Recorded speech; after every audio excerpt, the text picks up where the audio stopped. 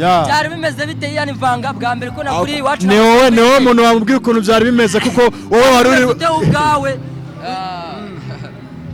oyo ukuntu byari bimeze so wari uhari nari mari feedback yawe rwose ahubwo yabonye abikoze neza cyangwa abikoze nabi yes bwa mbere n'ubwa mbere wari ubikoze cyangwa n'ubundi hari zi performance wagiye ukora zigiye zitandukanye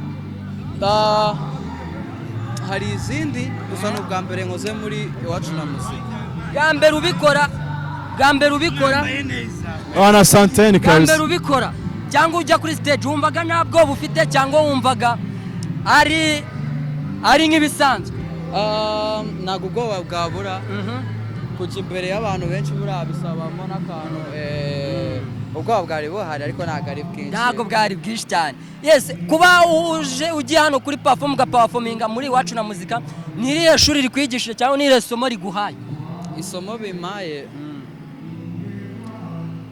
subwo navuga ngo isomo bimaye ni irihe urabona okay ni experience ni experience ku muhanzi kujya kuri stage ni ryo somo yes kugira ni irihe banga ukoresha kugira ngo abantu bagukunde n'abadukurikiye bose kugira ngo bumve ibanga ukoresha Imana nitanga igikundiro kabisa Imana nitanga igikundiro sana yes reka tujye hano hakurya aho bimeze bite ni fresh bya danje ndashima Imana hano Musanze urabibona ute uko wahabonye Musanze bimeze neza ibintu n'uburyohe awani wacu Muzika Festival bimeze fresh bya danje yani vanga yashumitse awani dushima n'abafana biwe abantu baririmbanye indirimbo ziwe ni ibintu by'agaciro kabisa tugomba gushima Imana gutunga hano Musanze ikintu cyane hano Musanze nuko nta muntu wakora stage nk'iyo yani vanga koze mu bahanzi baje nawe ni basizemo n'ikimenyane kabisa niko bimeze niko bimeze ahari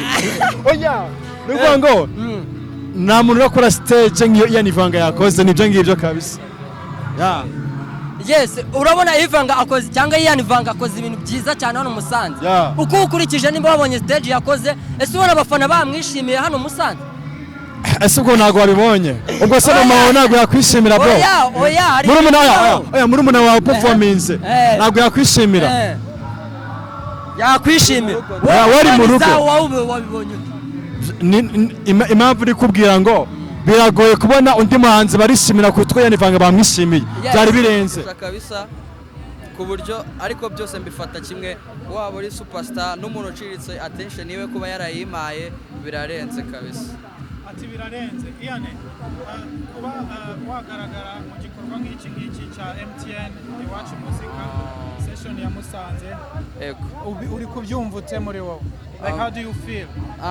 birarenze ni umugisha cyane kuba nyine wakusanga ku rubyiniro runini mu rubyiniro runini mu Rwanda kuba umuntu yarwisangaho ni umugisha kabisa birarenze ese hari ikintu wenda njya nkunda kubaza like iyo uri kurira stage nini nk'iyi ngiyi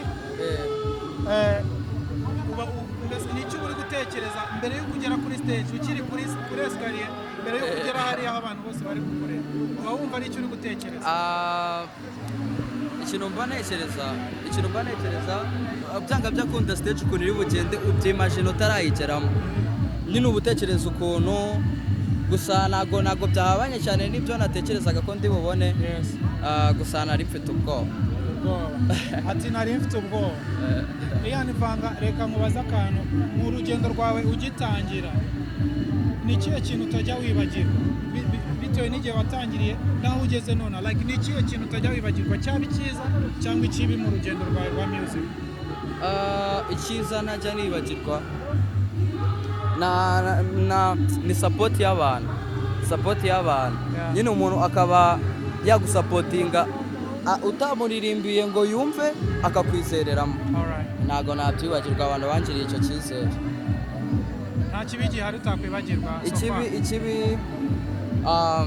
ntago byabura ariko ntago ibi mbiha attention cyane kabisa that's what we call new generation mindset ni byiza cyane turabikunze so none hari ikintu nakubaza kindi kivuga ngo interaction yawe like umubano wawe n'abakunzi b'ibyo uri gukora yaba abafana cyangwa se hari n'abakunda ibyo ukora ariko wenda like interaction yawe ni ikihe kintu gusigira cyangwa reaction y'umufana wawe ku byo wakoze? Reaction insigira ikintu kimeze nko kuvuga ngo duhikirenze kurusha ikintu waduhaye. Nicyo kintu ima reaction yabo tu. Mu ndirimbo ufite niyo ndirimbo nawe ukunda ukumva nawe nubwo yaba atari yawe wabura umufana wa nyirayo? Bayita isengesho. Isengesho. Alright, Vanga ati nkunda isengesho. Ikintu nakubaza cyanyuma dusoza ni bibiri. Abantu baririmba neza cyangwa bakora music neza hari challenge ebyiri bakunda guhura nazo.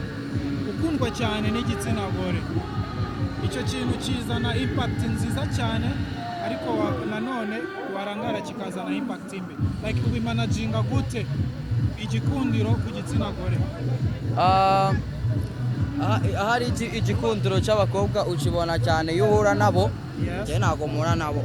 Okay, ntago uhura nabo ariko urabyumva cyane. So byakira gute kuba ukundwa cyane muri ubwo buryo? N'umugisha ni n'imbaraga nyinshi cyane, ni motivation iri big. Iyo umuntu avuze MTN Iwacu Muzika wumva iki special? Numva amahirwe y'abahanzi cyangwa umugisha w'abahanzi, numva inzozi zo buri muhanzi wese ukirishaka kuzamuka, numvamo ibintu byinshi. Ntago wabura ikintu yivugaho kandi uri muri kariyeri y'umuziki. Iyo ureba umuhanzi uri kure imbere yawe, way ahead, mbese uri hejuru, ufite ibintu yamaze kwachivinga birenze ibyo wamaze gukora, ni iki kikuzamo first? Bavuga ati